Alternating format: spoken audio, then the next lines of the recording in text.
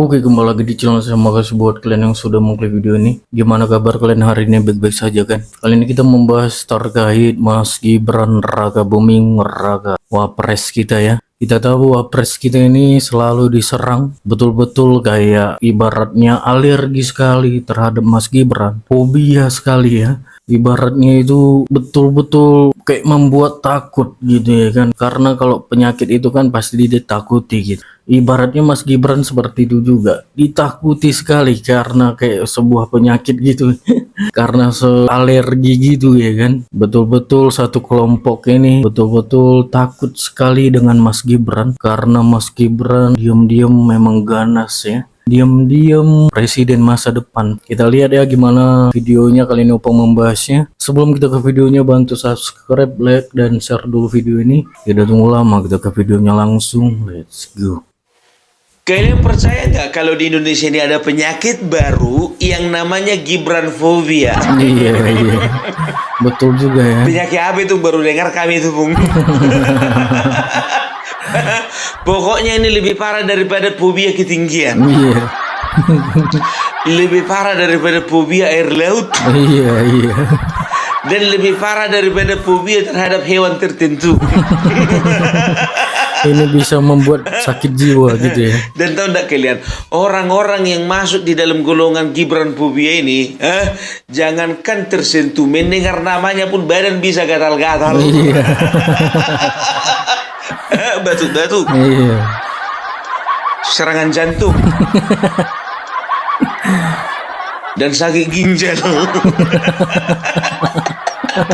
Masa ada golongan orang kayak gitu, Bung? Ada golongannya. Orangnya itu aja. Belum kita masuk ya menggali lebih dalam ya kelompok-kelompok atau spesies apa saja yang termasuk dalam golongan Gibranfobia. Kita akan bahas dulu mengenai 3 alasan kenapa ada ketakutan terhadap Gibran atau Gibranfobia. Alasan pertama, karena Gibran berpotensi menjadi wakil presiden untuk kedua kali. Iya. Bahkan presiden pun bisa. Loh, kok bisa gitu? Coba kalian lihat dulu sekarang, baru 3 bulan mau dimakzulkan. Iya. Karena mereka melihat ya kemungkinan besar kalau dibiarkan Gibran akan menjadi wakil presiden kedua kali. Maka kesempatan Anies Baswedan lenyap. Mahfud MD sudah habis. Muhaimin Iskandar apa lagi? Iya. Ya, bisa dipastikan ya 2029 ketika bertarung lagi, maka Prabowo Gibran, apalagi kalau misalnya mereka bisa menjalankan pemerintahan ini dengan baik ya, maka mereka akan bisa dipercaya rakyat untuk menjadi pasangan yang kuat yang tak terkalahkan 2029. Betul, menang kedua kali ya. Kenapa Bung Parpelak begitu yakin bahwasanya kalau 2029 Bapak Prabowo dan Gibran ya, kalau memang berpasangan lagi akan, ya ingat ini akan bisa dengan mudah menang. Kita bisa lihat trennya. Bapak SBY, mulai dari SBY ya, pemilihan suara rakyat langsung ya, itu kalau misalnya ketika satu periode seorang presiden itu memang betul-betul disukai rakyatnya, maka periode yang kedua ya itu akan kemungkinan besar ya itu akan kembali lagi menjadi presiden. Ya, Bapak SBY seperti itu, Bapak Joko Widodo seperti itu, dan juga Bapak Prabowo seperti itu. Kan begitu. Nah, bedanya kalau untuk yang Bapak SBY bisa dikatakan kala itu ya faktor SBY-nya yang kuat gitu loh. Ya, siapapun wakil presidennya faktor SBY-nya yang kuat gitu loh. Nah, setelah itu Bapak Joko Widodo begitu juga ya. Siapapun wakil presidennya ya, itu bisa dikatakan faktor terkuatnya itu ya Bapak Jokowi. Betul. Gitu loh ya. Nah, beda kalau untuk Prabowo Gibran beda. Kita bisa melihat bagaimana sama-sama kuat lah ya. Prabowo ya bisa dikatakan sangat terbantu dengan sosoknya Gibran. Iya, sama-sama kuat. Ya, jadi orang waktu itu ya Pilpres 2024 kemarin ya tidak bisa memastikan kalau misalnya Bapak Prabowo ya itu akan menang kalau calonnya bukan Gibran. Betul. Kan begitu. Nah, begitu juga Gibran tidak akan mungkin jadi wakil presiden kalau sosok yang jadi presidennya itu bukan Bapak Prabowo. Iya, betul. Jadi yang kedua ini memiliki faktor kuat ya yang menentukan kemenangan mereka gitu loh ya. Jadi bisa dikatakan kalau nanti contohnya tahun 2029 Bapak Prabowo bukan dengan Gibran ya. Nah, itu nanti hitungannya beda. Begitu juga Gibran contohnya ya, kalau misalnya mencalonkan diri jadi presiden belum tentu menang. Kan Betul. begitu. Kalau head to head dengan Bapak Prabowo ya, aku pun menyaksikan hal itu ya. Nah, maaf ya, bukan karena sosoknya, bukan, tapi karena hitung-hitungan politiknya ya. Nah, apalagi kalau sepak Gibran berpasangan dengan Anies Baswedan, Mbak. Kalau Gibran contohnya presidennya, Anies Baswedan wakil ataupun sebaliknya, Mbak, rusak. Kan begitu, ya kan? Nah, jadi bisa dipastikan kalau dari segi kekuatan ya itu bisa dikatakan Bapak Prabowo dan Gibran itu punya kesempatan yang lebih besar ya untuk menjadi pasangan presiden dan wakil presiden 2 kali. Ya, kita nggak bisa katakan ya, nggak bisa begitu Pung. Kemarin itu Gibran itu kuat posisinya karena dia itu anak presiden, kan begitu. Oke, katakan waktu itu anak presiden ya. Tapi nanti tahun 2029 ya yang mendukung Gibran itu pasti ada saja beberapa partai yang akan ada di gerbongnya Bapak Joko Widodo. Gitu loh, karena gimana pun juga ya Bapak Joko Widodo itu masih merupakan tokoh kuat ya, bisa dikatakan tokoh sentral di dalam percaturan politik Indonesia gitu ya. Pasti aku yakin sekali Bapak Joko Widodo itu akan bisa menggandeng beberapa partai untuk mendukung Gibran. Makanya aku katakan ya sangat kuat sekali kalau misalnya Bapak Prabowo itu gandengan sama Gibran gitu loh ya. Nah, itu alasan pertama karena Gibran ya itu punya peluang menjadi wakil presiden untuk kedua kalinya. Nah, alasan kedua kenapa Gibran fobia ini bisa merasuki beberapa orang yang ada di bangsa ini ya, ternyata alasan keduanya itu Gibran itu berpotensi menjadi presiden menggantikan Bapak Prabowo.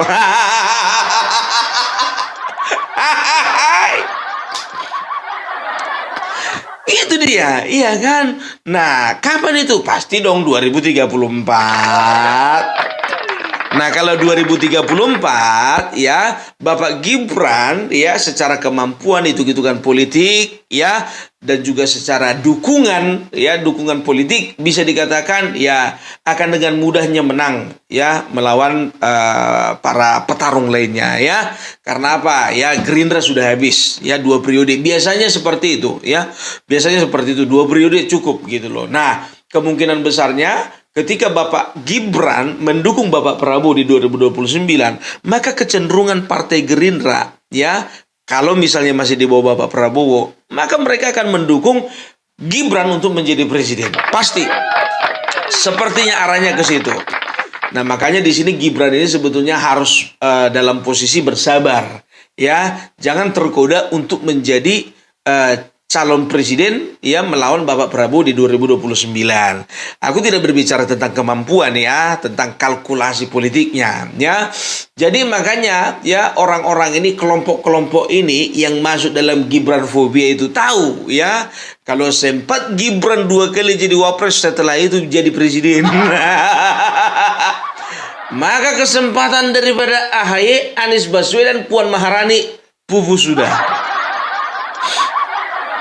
Makanya ya ini banyak sekali itu berusaha untuk memakzulkan Gibran karena apa? Karena tahu mereka ya 10 tahun lagi jadi presiden ini barang. Kalau nggak dirusak reputasinya sekarang ya, mereka tahu ya bahwasanya Bapak Gibran itu berpotensi jadi presiden 10 tahun lagi. Makanya mereka berusaha merusak reputasi Bapak Gibran. Nah, itu potensi kedua. Alasan kedua. Nah, sekarang alasan ketiga ya, kenapa Gibran fobia itu sangat merasuki mereka-mereka ini? Alasan ketiga karena Bapak Gibran Raka Buming Raka berpotensi menjadi presiden untuk yang kedua kali. Ya, sekarang kan begitu, kan trennya begitu. Kalau misalnya sudah berhasil satu periode, biasanya dipercaya rakyat untuk 2 periode. Jadi kalau di total ya, sebetulnya Bapak Gibran Raka Buming Raka ya, di dunia perpolitikan ini, kalau dibiarkan, menurut mereka, kalau dibiarkan, maka mereka kehilangan kesempatan selama 20 tahun. 2 kali wapres, 2 kali presiden. Ya, Anies Baswedan makin tua, Puan Maharani makin tua, Mahfud MD apa lagi? Kemungkinan besarnya ke depannya itu yang menjadi lawan berat itu adalah AHY. Ya, walaupun selisih, kalau nggak salah selisihnya itu AHY 42 ya, 42 sekarang Gibran 35. Selisihnya itu cuma 7 tahun. Jadi bisa dikatakan calon penantang kuatnya Gibran itu ya AHY nanti. Dan kita belum menemukan sosok baru ya kan. Kalau Guntur Romli kayaknya nggak mungkin deh. Baru si siapa namanya, Romi Soekarno nggak juga. Nggak masuk kera itu, nggak masuk kera. Kalau Imin gimana? Masih sempat nggak dia ya? Kayaknya masih sempat dia menjadi wapres nanti. Karena kalau nggak salah Imin itu ya 1, 2, 3, 4, 5 periode dia akan mencalonkan diri terus jadi wakil presiden. Bayangkan selama 25 tahun hanya menjadi wakil presiden kepinginnya. Jadi kalau Caimin ini kayaknya sebuah kekuatan yang nggak perlu diperhitungkan. Ya, itu dia. Jadi bisa dikatakan dia alasan sederhananya itu aja ya. Sederhana tapi mendalam, kan begitu ya. Sederhana tapi mendalam. Sebentar dulu. Sederhana tapi mendalam. Memang betul ya. Kayaknya jadi wapres, calon presiden, tapi sebetulnya bagi kelompok-kelompok yang pembenci atau yang fobia terhadap Gibran ini sebetulnya sangat mengganggu kelangsungan hidup mereka ya. Nah, sekarang kita mau tahu ya, kelompok-kelompok apa saja yang menderita sakit Gibran fobia. Jadi kalau aku untuk saat ini masih 8 kelompok. 8 kelompok Bung, banyak kali Bung. Dengar dulu. Ingat ini, satu kelompok kupaparkan 15 menit. Kali 8 2 jam. Sabar-sabarlah kalian ya.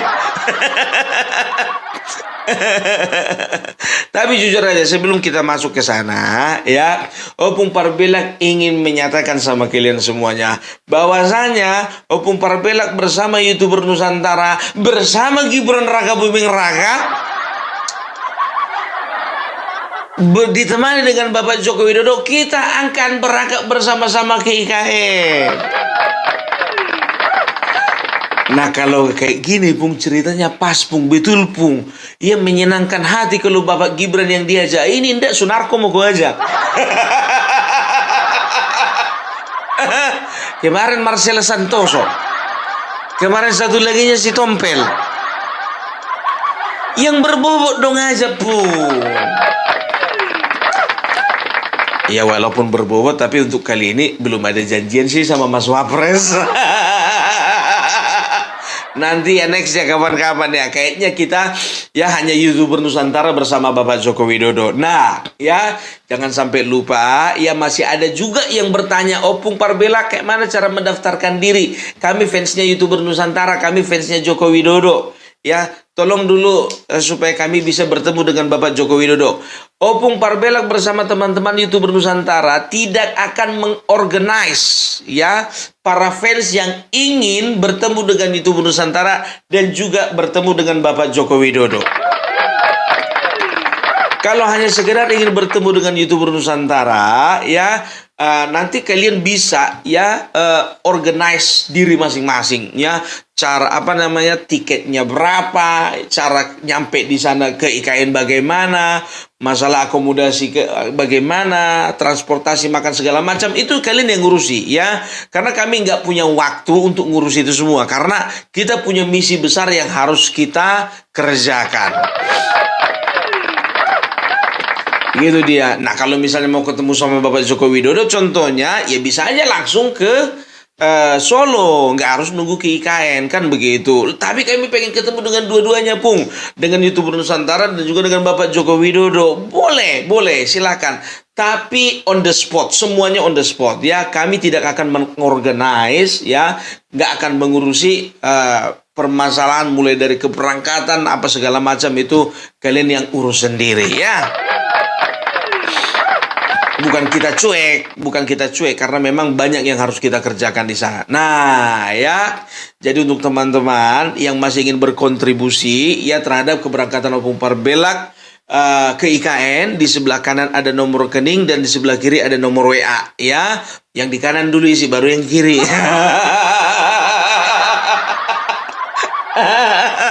Ya memang itulah, masa konfirmasi dulu baru di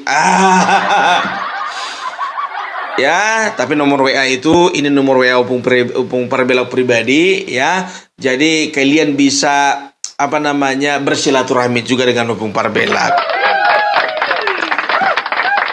Banyak yang bilang begini, Opung Parbelak kami hanya kirim doa loh, kami nggak bisa berkontribusi untuk hal-hal materi. Aku bilang sama kalian, doa ya itu bahkan lebih besar daripada materi. Luar biasa.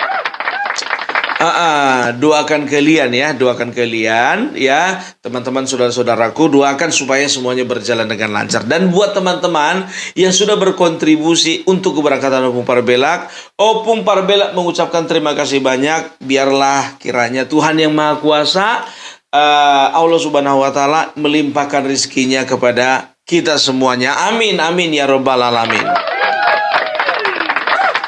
Nah, itu dia ya. Tapi ingat ya, kita berangkat nggak ditemani Bapak Gibran ya. Hanya Bapak Joko Widodo aja ya. Itu dia. Apalagi Sunarko. Enggak lah.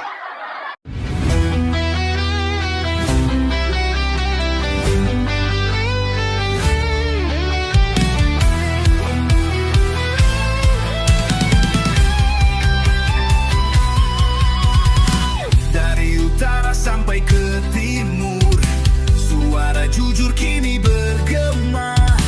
Bukan cuma cari viewer, tapi kebenaran yang utama. Opung Parbelak kasih fakta, Agri Fanani pun semua nyata. Vicky Himpong jangan lupa, Blacker Majenang pencipta lagunya.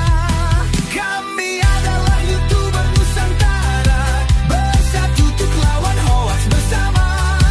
Tak gentar terus berkabar untuk bangsa. Oke, nah kita masuk ke kelompok-kelompok yang merupakan golongan Gibranfobia ya. Yang pertama, ya sudah pasti ya. Yang pertama yang yang fobia terhadap Gibran itu adalah barisan yang sakit hati terhadap Bapak Jokowi. Loh, kok bisa, Bung? Ya iya, biasanya gitu. Kalau orang udah benci kepada bapaknya, benci juga sama anaknya. Karena apa? Biasanya ya kalau dalam sebuah perusahaan, dalam sebuah bisnis, organisasi, biasanya apa yang dilakukan bapaknya itu juga yang dilakukan oleh anaknya. Kalau bapaknya hilirisasi, anaknya hilirisasi. Kalau bapaknya fokus kepada pembangunan masyarakat, anaknya begitu juga. Kalau bapaknya memikirkan rakyat, anaknya begitu juga. Kalau bapaknya anti koruptor, anaknya apa lagi? Itu dia ya.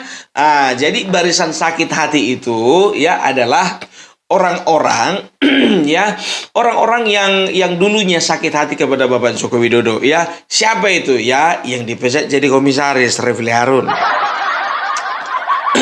Akan terus ini ya. Setelah itu adalah misalnya Rocky Gerung nggak dapat posisi waktu zaman Bapak Jokowi. Setelah itu siapa lagi ya? Orang-orang yang dipecat lah dulu waktu zaman Bapak Jokowi. Said Didu,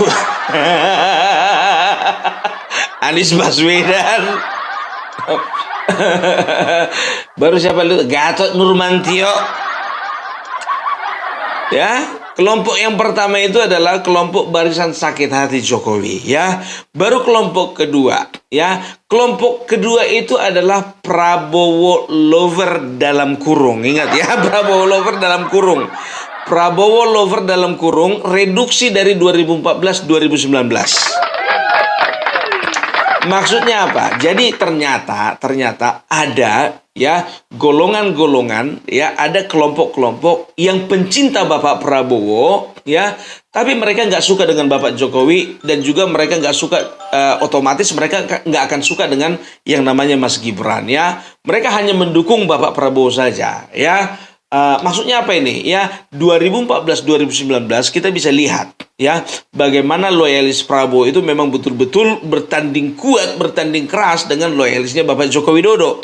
Kan begitu. Nah, setelah ada rekonsiliasi ya tahun 2019 Bapak Prabowo menjadi Menteri Pertahanan di eranya Bapak Joko Widodo yang kedua kali, ya.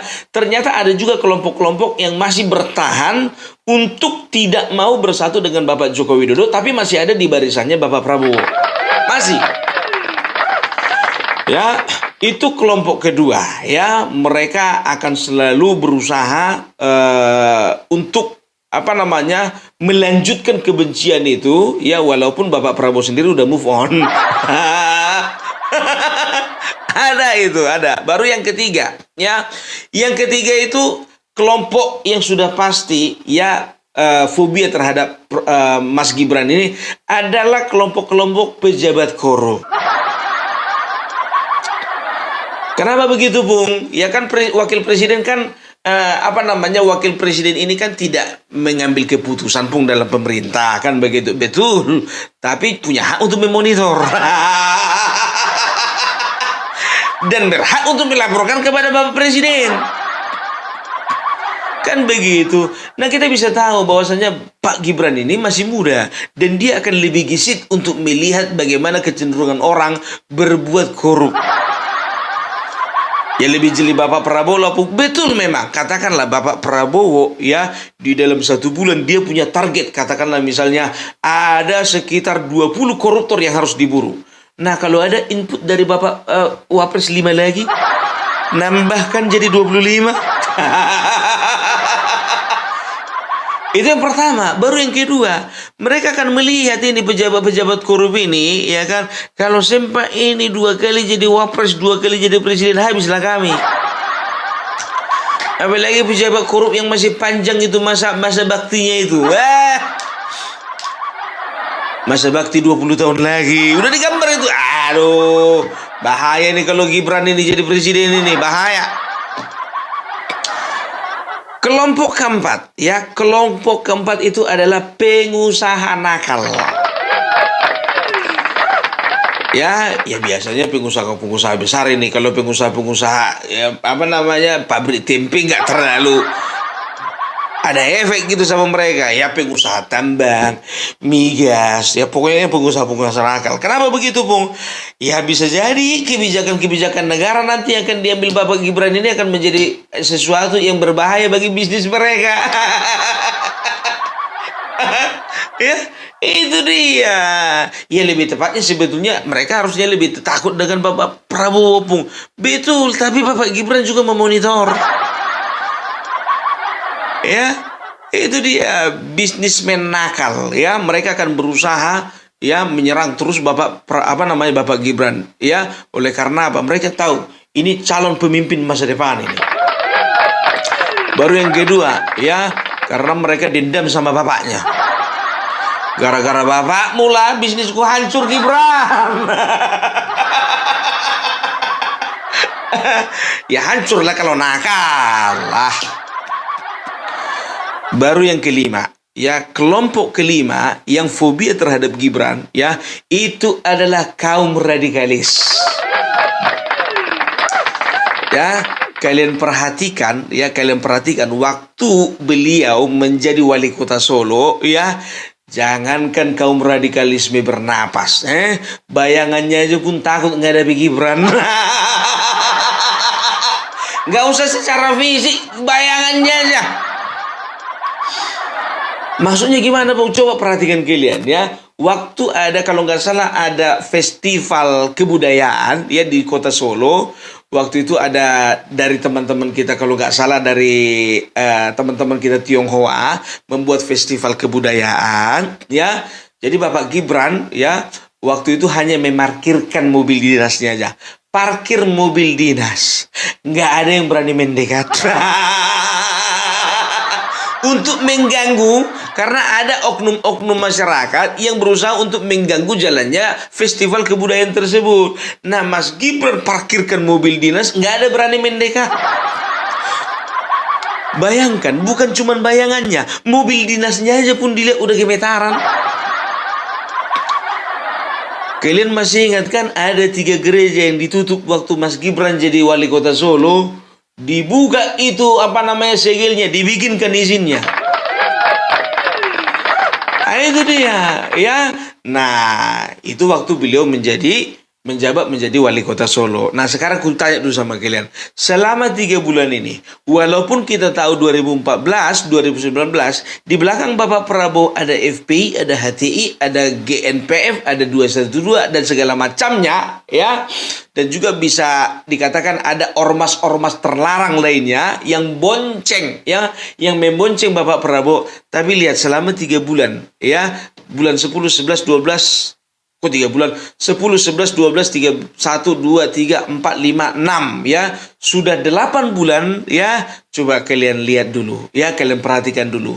Ada nggak, ya, sel-sel daripada FPI, HTI, dan segala macamnya itu hidup kembali, nggak kan? Ya, enggak, ya. Dan juga ini maaf ya. Zaman dulu waktu FPI, ya, jangankan, ya, ingat ini, jangankan mengganggu atau mengusik mereka, ya,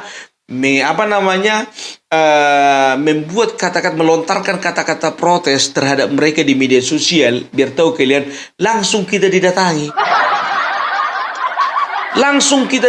Biar tahu kalian. Tapi sekarang, ya, biar tahu kalian, ya, apalagi misalnya FPI ini, ya, mau kita lontarkan pun kata-kata keras, kasar, kita ancam mereka, biar tahu kalian, gak ada yang berani sekarang. Apalagi waktu KDM head to head sama para bala dan pendukung, ya. Apalagi basis massa mereka itu kan di Jawa Barat, ya kan begitu. Basis massa mereka itu di Jawa Barat, FPI, HTI, dan segala macam itu di Jawa Barat paling banyak, ya kan. Tapi karena memang berbenturan dengan KDM, siapa sih KDM? KDM itu kadernya Bapak Prabowo, kader Gerindra itu. Jadi Bapak Prabowo, ya, bisa dikatakan untuk saat ini tidak bisa dibonceng oleh ormas-ormas terlarang. Ditambah lagi Bapak Gibran yang memang betul-betul anti terhadap radikalisme, kan begitu. Nah, bayangkan kalian, ya, kemarin waktu masa Bapak Joko Widodo, ya, dipukul rata sama orang itu. Habis rata tanah. Sekarang pun makin rata dengan tanah. Bahkan mungkin lebih parah, ya kan, udah terkubur. Tinggal beberapa lagi, masanya itu nggak sebanyak dulu lagi, nggak semasif dulu lagi. Nah, ya kan. Nah, bayangkan waktu zaman Bapak Joko Widodo, ya, hampir selama 7 tahun, ya, setelah ditutup hening mereka. Dan mereka nggak bisa bayangkan, apalagi kalau wapres ini, biar tahu kalian, 2 kali wapres Bapak Gibran, 2 kali jadi presiden, berarti nggak ada harapan sama mereka 20 tahun ini. Waktu zaman SBY masih dapat dana lah. Masih dapat asupan, masih dapat vitamin. Waktu zaman Bapak Joko Widodo, ya, meronta-ronta mereka nggak dapat vitamin.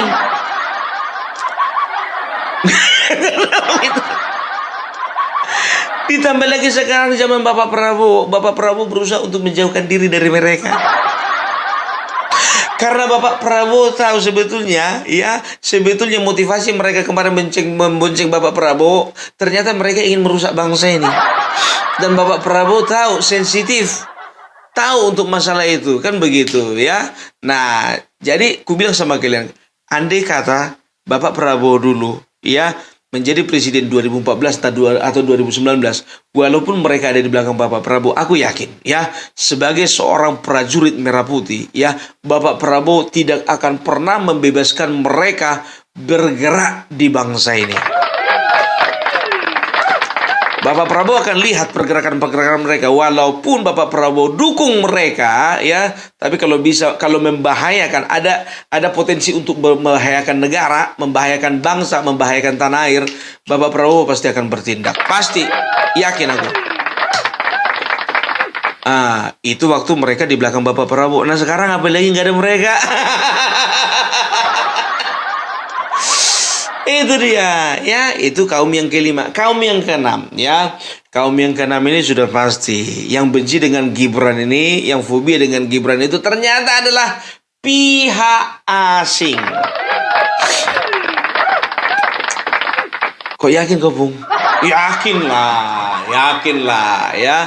Karena apa? Udah aku bilang, kalau misalnya pihak asing sakit hati, ya, sama Bapak Joko Widodo karena hilirisasi, mereka itu cenderung pasti sakit hati juga dengan anaknya. Karena apa? Ya kan, mereka juga sudah melihat, ya, bahwa anaknya ini kalau dibiarkan ini, dia akan punya potensi menjadi wakil presiden dan presiden 2 kali.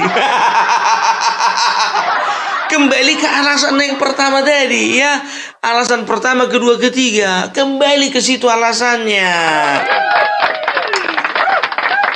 Selama ini mereka sudah eksploitasi bangsa ini, ya, sudah membabi buta, ya, begitu ada Bapak Joko Widodo, akhirnya pembabi butaan mereka itu berakhir. Sebentar dulu, memperbaiki dulu kosakatamu itu. Apa itu pembabi butaan?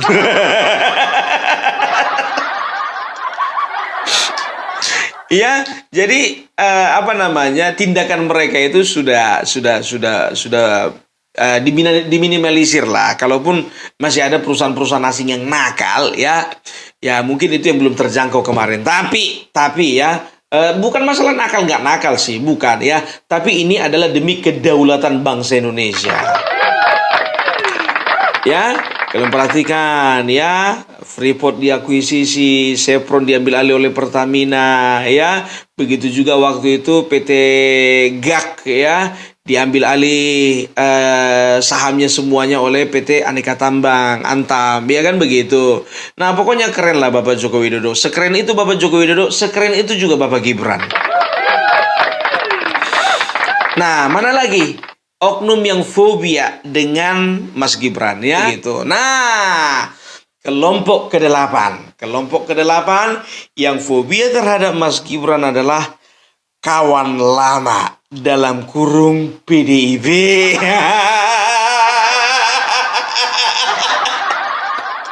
Ya, tahu kalian kenapa? Kenapa seperti itu? Ya, bisa dikatakan bisa masuk akal kenapa Ibu Megawati itu sakit kali hatinya ketika Gibran keluar. Pung Gibran nggak keluar, Pung dipecat. Ya dipecat gara-gara beliau jadi wapresnya Bapak Prabowo. Kalau nggak keluar kian dia nggak akan gitu bencinya Ibu Megawati sama Gibran lah. Ya, karena apa? Begini loh, ya. Setelah Bapak Joko Widodo, ya, ketika Bapak Joko Widodo bersama-sama dengan PDIP, ya kan, waktu itu kan mereka memajukan siapa namanya?